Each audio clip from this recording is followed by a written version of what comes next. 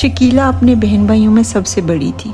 वो बहुत खूबसूरत, काली बड़ी बड़ी आँखें, खूबसूरत लंबी नाक, गुलाब की पंखड़ियों जैसे होंठ, मोती जैसे दांत, मुनासिब कद काठ और इस पर इसके काले लंबे और घने चमकदार बाल, जो शकीला आपा के हुस्न को चार चांद लगा रहे थे। शकीला जहाँ भी जाती, जो भी देखता, नजरें हटाना भूल जाता। पूरे गांव में शकीला आपा के हुस्न के चर्चे थे।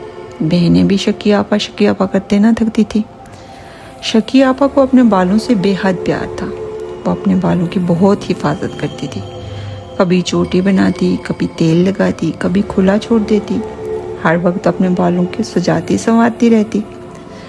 गांव के सब लड़कियों की ख्वाहिश होती कि काश वो भी शकी आपा जैसी होती। कहीं भी जाती मरकज़ी निगाह रहते। शकीला आपा 24 साल की थी तो इनकी अम्मी की एक कज़न इनके घर आई। सालों बाद वो लंदन से घर आई अपनी बहन से मिलने। उन्होंने जब शकी आपा को देखा तो देखती ही रह गई और शकी आपा की अम्मी से अपने अकलौते बेटे के लिए शकी आपा का हाथ मांग लिया। इनका बेटा इफ्तिखार लंदन में कोई अपना कारोबार करता था। बहुत अमीर लोग थे। शकीला आपा के अम्मी अब्बू ने रिश्ते के लिए हाँ कर दी और शकीला आपा को भी कोई इतराज़ नहीं था। सब लोग आपा को यही कहते, शकीला अपने हुस्न की तरह किस्मत भी लिखवा कर लाई है। फिर कुछ ही अरसे बाद शकी आपा की शादी धूमधाम से हो गई इफ्तिखार भाई के साथ। इफ्तिखार भाई बहुत मुखलिस और अच्छे इंसान थे।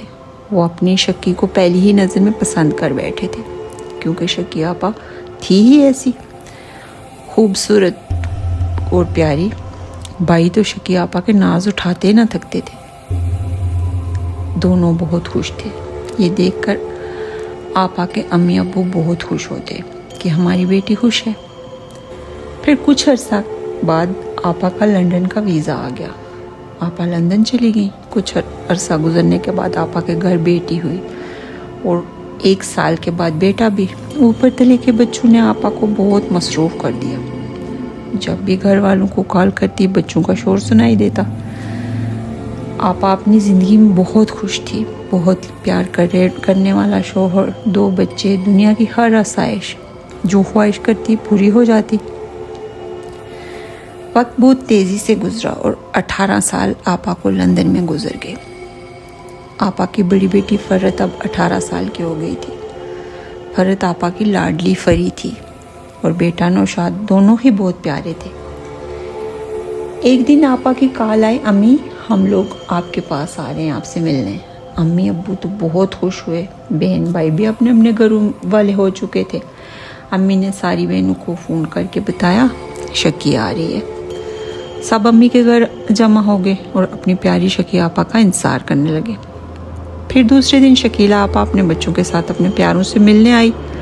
पूरे 18 साल बाद वैसी ही प्यारी, वैसे ही लंबे बाल। उम्र बढ़ जाने के बावजूद भी इसकी शक्ल या इसके बालों पर कोई असर नहीं पड़ा था, लेकिन वो कमज़ोर सी, थकी थकी सी लगने लगी थी।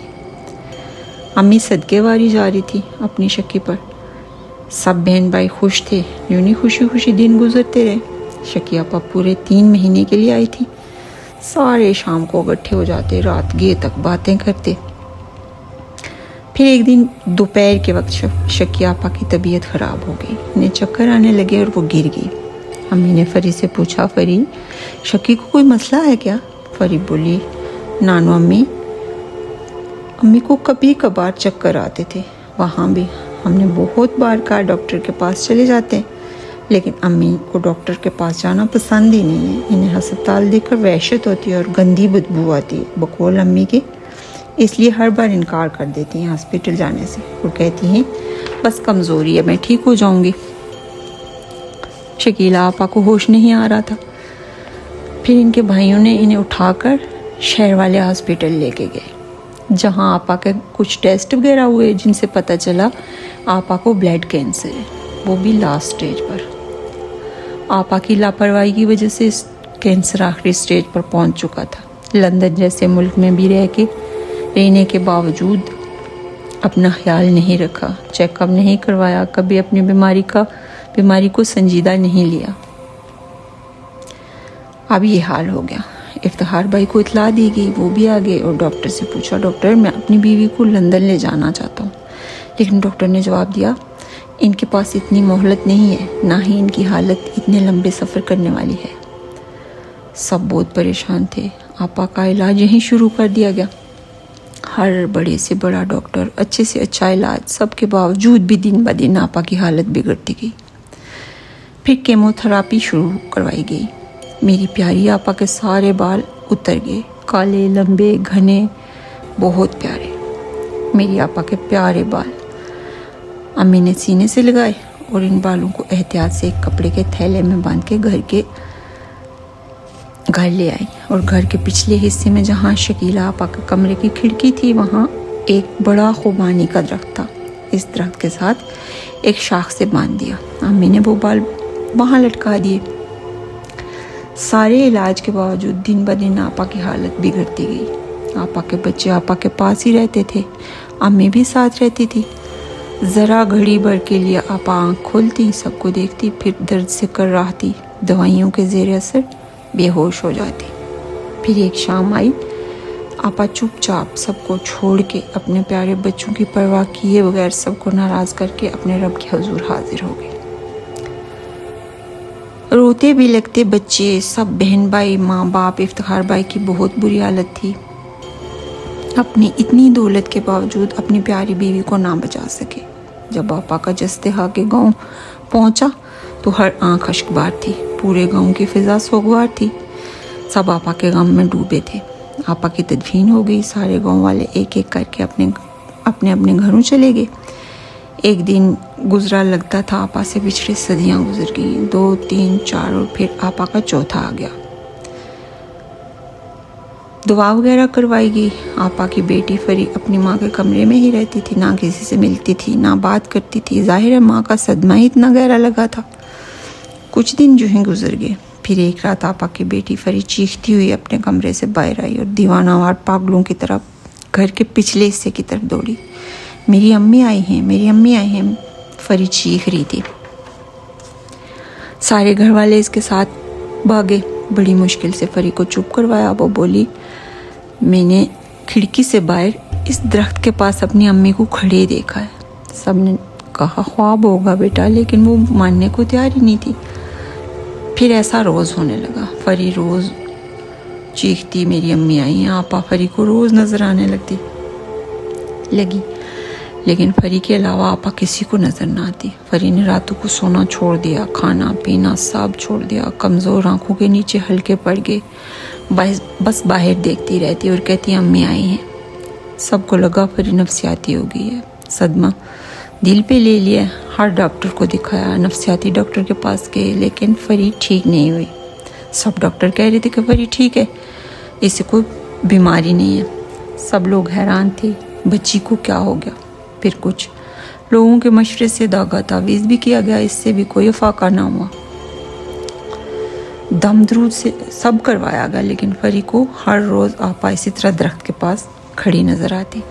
نہ ہی آپا بولتی، نہ ہی فری کی طرف دیکھتی، بس صرف درخت کی طرف دیکھتی۔ پھر کسی کے کہنے پہ ایک اللہ والے بزرگ کا پتہ ملا، ان سے ملاقات کی گئی۔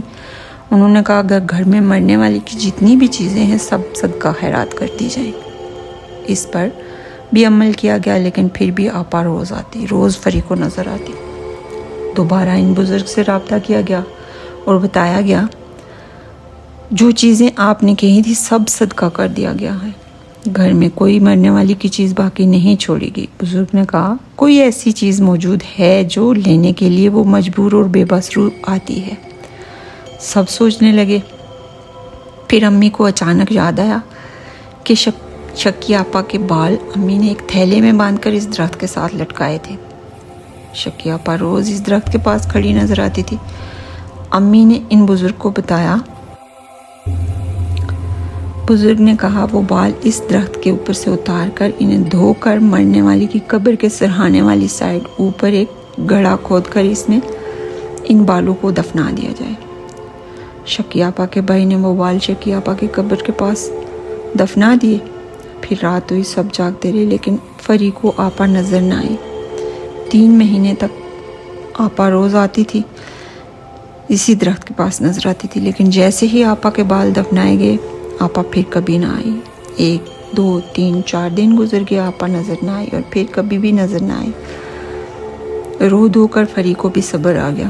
فری اور نوشاد افتخار بھائی کے ساتھ لندن لوٹ کے آپا کو مرے سالوں گزر گئے، پھر کبھی آپا کسی کو نظر نہ آئی۔ لیکن آج تک سب یہ مانتے ہیں کہ آپا کو اپنے بال پیارے تھے، وہ ان بالوں کی وجہ سے واپس آئی تھی، اسی وجہ سے روح دنیا چھوڑ کے جانے کو تیار نہیں تھی۔ جیسے ہی آپا کو بال ملے وہ روح ہنسی خوشی اپنے مقام پہ لوٹ گئی۔